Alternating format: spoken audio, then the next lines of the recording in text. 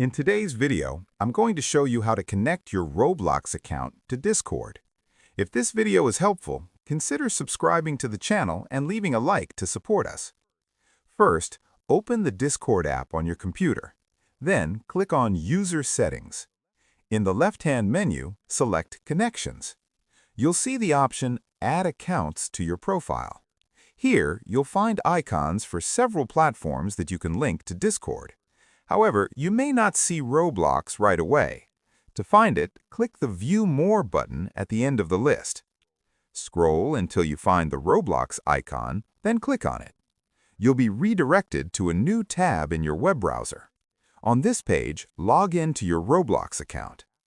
After signing in, you'll be taken to a page where Discord requests permission to connect with your Roblox account. Scroll down and click the blue Confirm and Give Access button.